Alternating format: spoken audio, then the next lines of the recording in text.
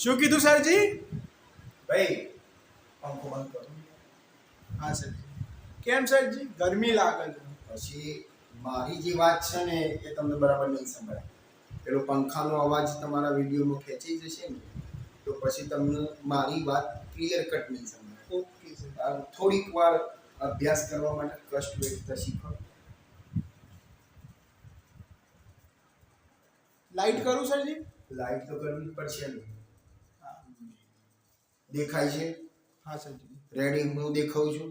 હા. કેવો છું? આમ સરસ લાગુ છું? મસ્ત.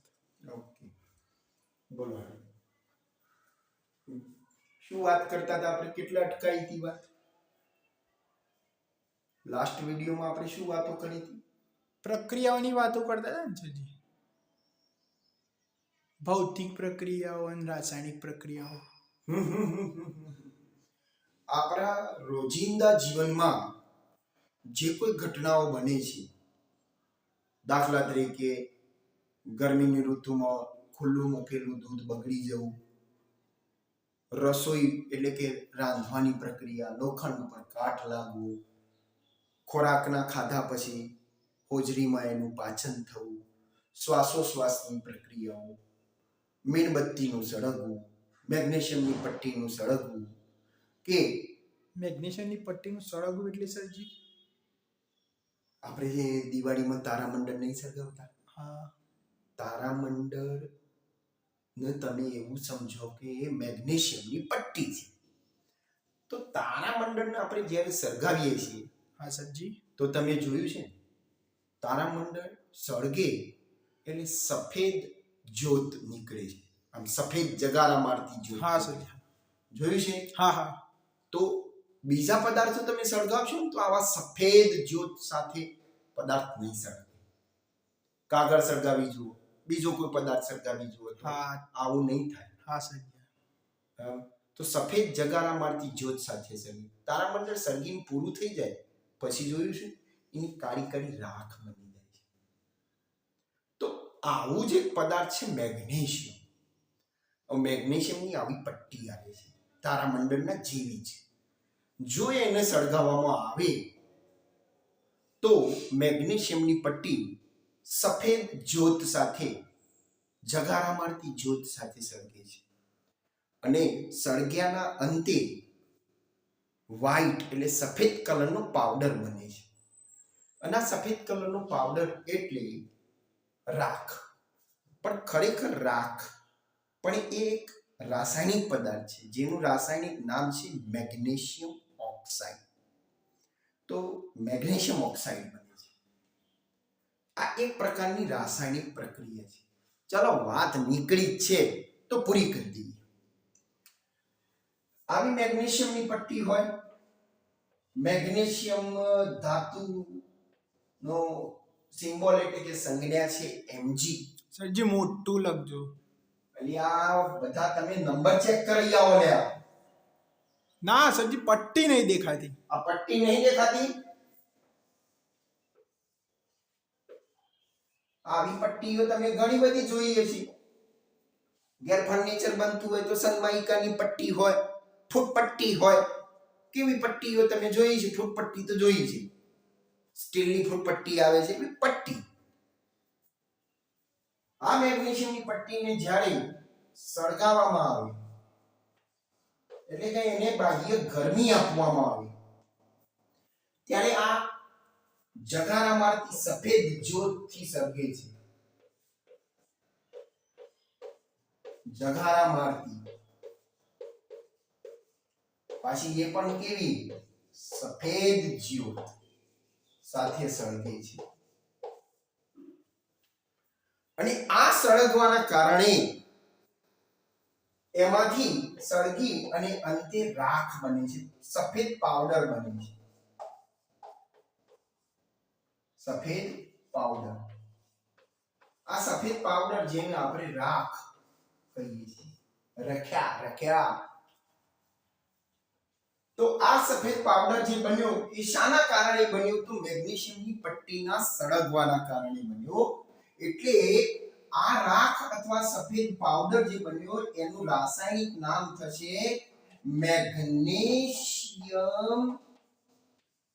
ઓક્સાઇડ.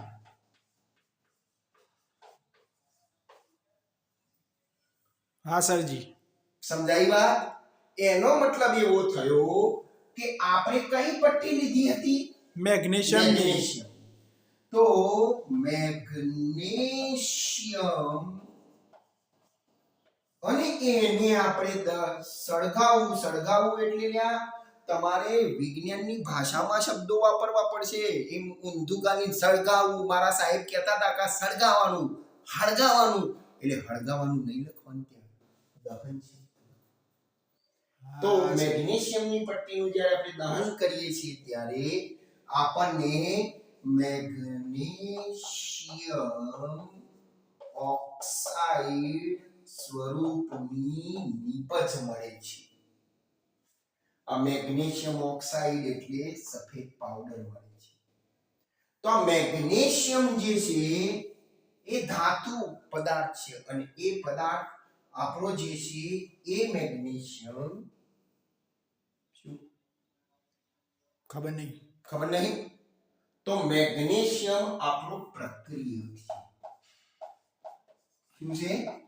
પ્રક્રિયક. અને એને જ્યારે દહન કર્યું ત્યારે આપણને મળ્યો મેગ્નેશિયમ ઓક્સાઇડ. તો આ આપણી શું છે? નીપજ. તો પ્રક્રિયક કોણ? મેગ્નેશિયમ સરજી. નીપજ કોણ? Magnesium oxide. શું પ્રક્રિયક અને નીપજ સમાન છે?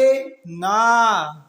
તો એનો મતલબ એવો થયો કે પ્રક્રિયક અને નીપજ સમાન નથી, માટે આ રાસાયણિક પ્રક્રિયા છે. સમજાઈ ગયું સરજી. તો રાસાયણિક પ્રક્રિયાનું એક અન્ય લક્ષણ શું? તો પ્રક્રિયકો અને નીપજો સમાન હોતી નથી. અને જ્યાં આવું જોવા મળે તો તમારે સમજી લેવાનું કે પ્રક્રિયા કેવી છે? રાસાયણિક. સમજી ગયા? હા સરજી. સમાન. તમને એક બીજું નાનકડું મજા આવે એવું સરજી એક ક્વેશ્ચન છે.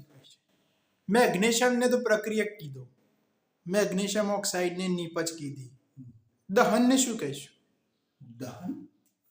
દહનની આપણે શું કહીશું? મીડિયેટર કહીશું. મીડિયેટર એટલે મધ્યસ્થી. આ પ્રક્રિયાનો ઉદ્દીપક કહી શકાય. એ ના હોત ને તો આ પ્રક્રિયા ના થઈ હોત. સર ઉદ્દીપક તો પ્રક્રિયાનો વેગ વધારે, રાસાયણિક પ્રક્રિયાનો. તો પછી આને શું કહીશું? તમારામાંથી કોઈ જવાબ આપશે? તમારી વાત સાચી છે. ઉદ્દીપક તો પ્રક્રિયાના વેગમાં વધારો કરે. જે પદાર્થ પ્રક્રિયાના વેગમાં વધારો કરે એને ઉદ્દીપક કહેવાય. પણ જેના કારણે પ્રક્રિયા સ્ટાર્ટ થાય એને શું કહેવાય? સ્ટાર્ટર. સ્ટાર્ટર માટે આપણે કયો શબ્દ વાપરીશું? મિત્રો બરાબર ત્યાં આ મેગ્નેશિયમની પટ્ટી પ્રયોગશાળામાં પડી હોય, ડ્રોવરમાં પડી હોય, કબાટમાં પડી હોય તો સ્વયં તો સળગતી નહીં. તારામંડળ આપણે ઘેર લાવીએ દિવાળીના 2 દિવસ અગાઉ તો સળગવા માંડે છે જાતે? ના. એના ચોક્કસ તાપમાને પહોંચાડવું પડે છે. અને ચોક્કસ તાપમાને પહોંચાડવા માટે એને બહારથી ગરમી આપવી પડે છે. અને જ્યારે ગરમી આપવી પડે ત્યારે એ પ્રક્રિયા સ્ટાર્ટ થાય છે. એટલે આ દહન કરવું એ પણ એક પ્રક્રિયાનો પ્રકાર છે. ઉષ્મા શોષક અને ઉષ્મા શોષવી પડશે ત્યારે આ પ્રક્રિયા સ્ટાર્ટ થશે. એટલે આ દહન કરવું એટલે કે બહારથી ગરમી આપવી એ ઉષ્મા શોષક પ્રક્રિયા છે. કોણ ઉષ્માનું શોષણ કરે છે? તો મેગ્નેશિયમ ઉષ્માનું શું કરે છે? શોષણ કરે છે.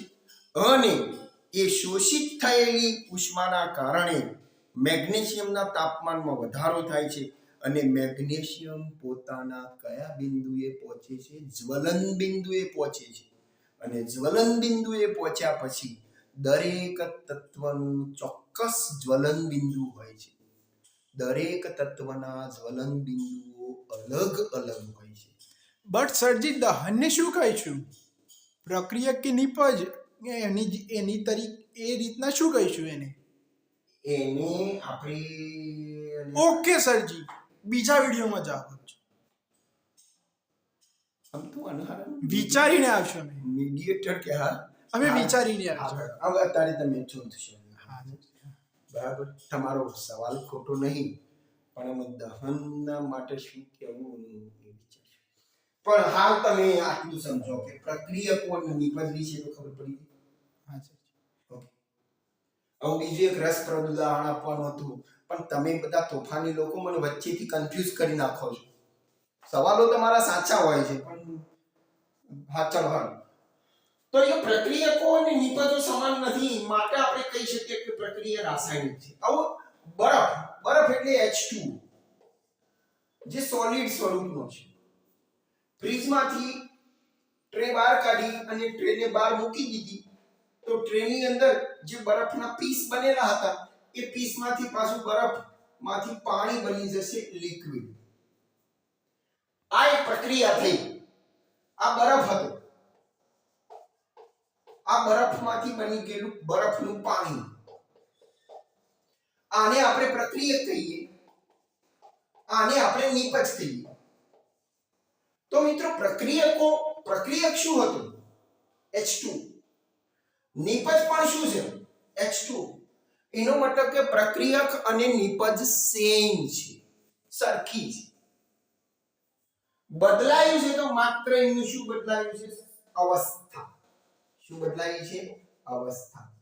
ઘનમાંથી એ પ્રવાહીમાં ફેરવાયું છે. માત્ર અવસ્થા બદલાય, પરંતુ પ્રક્રિયકોના ઘટકો ન બદલાય. તો તેવી રાસાયણિક પ્રક્રિયાને આપણે રાસાયણિક પ્રક્રિયા ના કહી શકીએ, ભૌતિક પ્રક્રિયા કહી શકીએ. તો ભૌતિક પ્રક્રિયાની અંદર શું થાય? માત્ર અવસ્થા બદલાય. પ્રક્રિયક અને નિપજના ઘટકો બદલાતા નથી. આ સોલિડ વાત છે. પ્રક્રિયા, રાસાયણિક પ્રક્રિયા અને ભૌતિક પ્રક્રિયાને ડિફાઇન કરવાની, અલગ કરવાની. સમજી ગયા સરજી, સમજી. હવે સરજી નવું સરજી. Okay done. અરે પેલું મારું આ બોર્ડ સાફ કરવાનું ડસ્ટર કોને લીધું છે લે? આ ખબર નથી સરજી. અને એક તો વેલા આવી જાવ છો ને પછી બધું અસ્ત વ્યસ્ત કરી નાખો છો. કાલથી બધાએ ટાઈમસર આવવાનું. હા. અને કોઈ અહીંયા ક્લાસની કોઈ વસ્તુ નડવાનું નહીં તમારે. પેન ખોવાઈ જાય ઘણી વાર, શાહી પૂરવાની બોટલ ગુમ થઈ જાય. શું ધંધો હાથો છે? આવો વહેલા આવો ને તો આપણે આગળ જે લેક્ચરમાં ભણ્યા હોય એને વાંચી લેવાનું, પુસ્તકમાં વાંચી લેવાનું કે સાહેબે શું વાત કરી. તો મારા હું 2-3 સવાલો છે. સરજી આ શું લખી દીધું છે? આપણે જે પ્રક્રિયાઓના 2 પ્રકારો શીખ્યા હતા કે પ્રક્રિયાઓ 2 પ્રકારની હોય, ભૌતિક પ્રક્રિયાઓ અને રાસાયણિક પ્રક્રિયાઓ. અને કોને ભૌતિક પ્રક્રિયાઓ કહેવાય, કોને રાસાયણિક પ્રક્રિયાઓ કહેવાય, એવા પ્રક્રિયાઓના ગુણધર્મોને આધારે અથવા પ્રક્રિયા થવાની હોય એની બાબતોના આધારે આપણે આ પ્રક્રિયાઓને ઓળખતા શીખીએ. તો અહીંયા આપણે ભૌતિક પ્રક્રિયાઓને સાઈડમાં રાખીશું.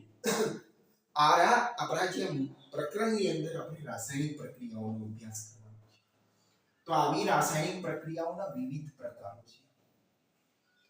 કુલ ટોટલ 5 રાસાયણિક પ્રક્રિયાઓ આપણે આપણા ધોરણ 10 ના અભ્યાસક્રમમાં આપણે શીખવાની છે. તો 5 પ્રકારો છે. સર 3 અને 4 માં તો સેમ લખી છે. 3 અને 4 માં હવે પકડી પાડી લે તમે. સાહેબ ભૂલ કરી લાગે. અરે આ ભૂલ નથી કરી ભાઈ. ત્રીજા નંબરની પ્રક્રિયા વિસ્થાપન રાસાયણિક પ્રક્રિયા છે, જ્યારે ચોથા નંબરની પ્રક્રિયા વિસ્થાપન રાસાયણિક તો ખરી, પણ આગળ એક શબ્દ મૂકવાનો છે, દ્વિવિસ્થાપન.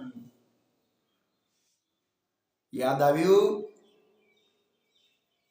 નવમા ધોરણની અંદર એકવાર એક વાત થયેલી હતી, એના આધારે હું તમને યાદ કરાવું છું કે વિસ્થાપન અને દ્વિવિસ્થાપન, અહીંયા બે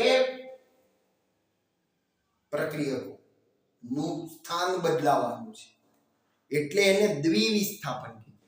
અહીંયા એકનું જ સ્થાન બદલાય છે, એટલે માત્ર એને વિસ્થાપન કીધું. હવે વચ્ચે વચ્ચે બોલતા નહીં. રાસાયણિક પ્રક્રિયાઓ જે આપણે શીખવાની છે એના કુલ 5 પ્રકાર છે. પ્રથમ પ્રકાર છે સંયોગીકરણ રાસાયણિક પ્રક્રિયા, અહીંયા મેં ટૂંકમાં લખ્યું છે રાસાયણિક પ્રક્રિયા. બીજી છે વિઘટન રાસાયણિક પ્રક્રિયા. ત્રીજો નંબર છે વિસ્થાપન રાસાયણિક પ્રક્રિયા. ચોથો છે દ્વિવિસ્થાપન રાસાયણિક પ્રક્રિયા. અને પાંચમો પ્રકાર છે ઓક્સિડેશન અને રિડક્શન. અને આ બંનેને ભેગા બોલવામાં આવે તો રેડોક્સ પ્રક્રિયા તરીકે ઓળખવામાં. જે ઘણી પ્રક્રિયાઓ એવી છે જેમાં માત્ર ઓક્સિડેશન થાય, ઘણી પ્રક્રિયાઓ એવી છે કે જેમાં માત્ર રિડક્શન થાય, અને ઘણી પ્રક્રિયાઓ એવી છે કે જેમાં ઓક્સિડેશન થાય છે અને રિડક્શન થાય છે. તો જેમાં ઓક્સિડેશન અને રિડક્શન સાથે થતા હોય તેવી પ્રક્રિયાઓને રેડોક્સ પ્રક્રિયાઓ કહે છે, જે તમે વધુ અભ્યાસ 11 સાયન્સમાં કરશો. સમજી ગયા ને ભાઈ? હા સરજી, હા. કે આ શું લખાયેલું છે? ના સરજી, એક વખતમાં તો ના ખબર પડવાથી બધી. એ તો આપણે એક એક કરીને લઈશું, પણ હા, પછી આજે આપણે સંયોગીકરણ રાસાયણિક પ્રક્રિયાનો અભ્યાસ કરીએ, પછી ક્રમ બાય ક્રમ એક લેતા જઈશું, એટલે યાદ થતું જશે. જી સર. અને યાદ નથી કરવાનું, સમજવાનું છે, અને સમજેલું બહુ લાંબો સમય યાદ રહે. પછી ગોખણ પટ્ટી કરી દેવાની. ગોખવું જ હોય તો પુસ્તક ક્યાં નથી? અહીંયા આપણે શીખવા માટે ભેગા થયા છીએ, શીખીને યાદ રાખવાનું છે. મેગ્નેશિયમની પટ્ટીની જ વાત આપણે ચલાવીએ તો મેગ્નેશિયમની પટ્ટી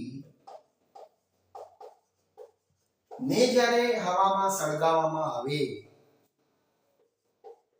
ત્યારે મેગ્નેશિયમ ઓક્સાઇડ મળે છે. બરાબર ધ્યાનથી જોજો. મેગ્નેશિયમ અને એનું દહન.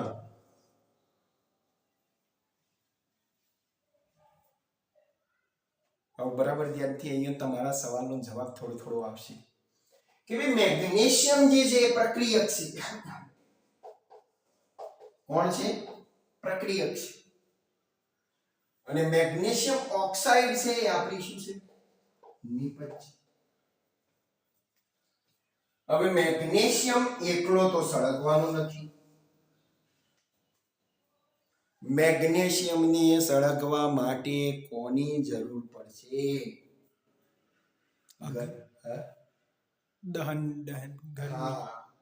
દહનની, ગરમીની જરૂર પડશે. અને આ ગરમીના કારણે એ હવામાં રહેલા ઓક્સિજન સાથે પ્રક્રિયા કરશે. સમજ્યા? એટલે અહીંયા પ્રક્રિયક તરીકે બે ઘટકો કામ કરવાના છે. કયા કયા? મેગ્નેશિયમ અને ઓક્સિજન વાયુ.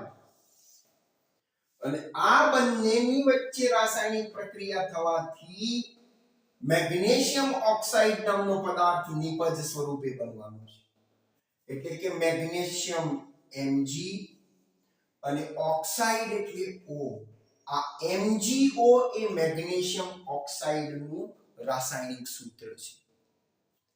તો અહીંયા આપણને સમગ્ર રાસાયણિક પ્રક્રિયા શું મળે છે? તો તો સમગ્ર રાસાયણિક પ્રક્રિયા એવી મળે છે કે Mg+O2 gives to MgO. આ એક રાસાયણિક પ્રક્રિયા છે. હવે હું તમને બીજો પ્રશ્ન પૂછું છું કે આમાં પ્રક્રિયક તરીકે કોણ છે? તો બે ઘટકો પ્રક્રિયક તરીકે છે. અને નિપજમાં કેટલા ઘટકો મળે છે? તો એક જ. અને અહીંયા બે ઘટકો પ્રક્રિયક તરીકે છે. તો બે ઘટકો ભેગા મળી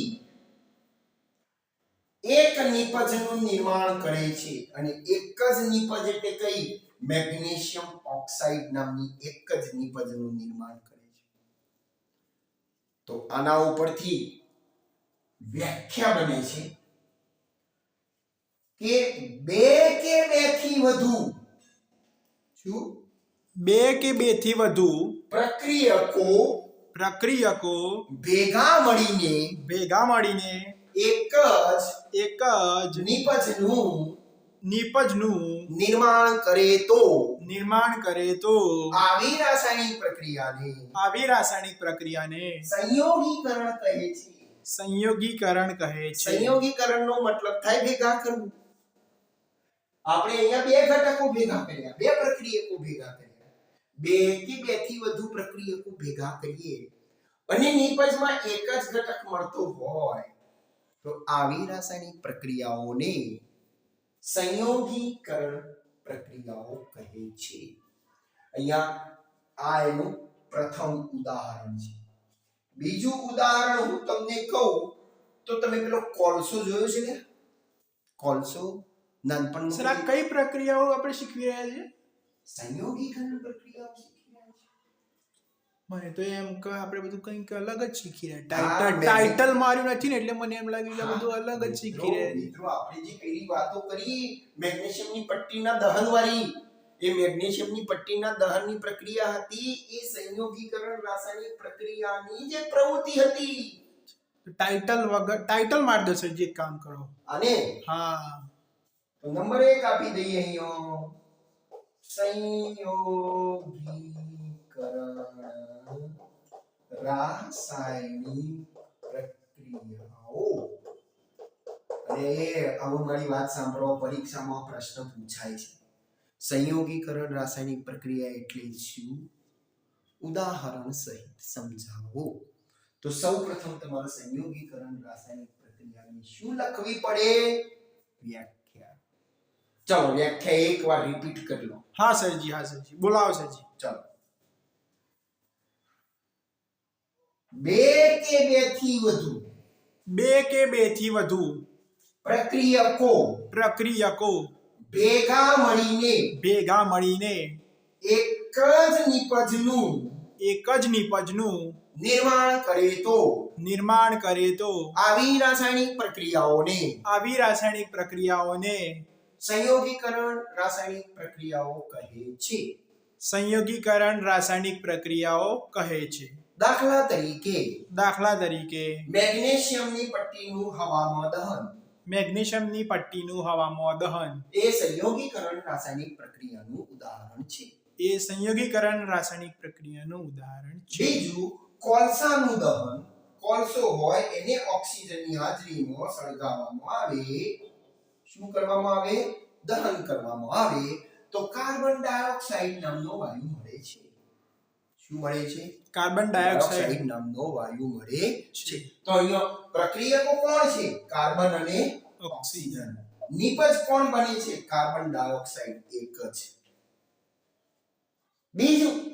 ત્રીજું ઉદાહરણ, હાઇડ્રોજન વાયુ અને ઓક્સિજન વાયુના સંયોજાવાથી પાણી બને છે. શું બને છે? પાણી. તો અહીંયા કોના સંયોજાવાથી? હાઇડ્રોજન અને ઓક્સિજનના સંયોગીકરણથી એક જ નિપજ H2O બને છે. તો આ ત્રણ ઉદાહરણો કોનો છે? સંયોગીકરણ રાસાયણિક પ્રક્રિયા. તો સંયોગીકરણ રાસાયણિક પ્રક્રિયાનો સુંદર પ્રશ્નનો જવાબ તૈયાર થઈ ગયો.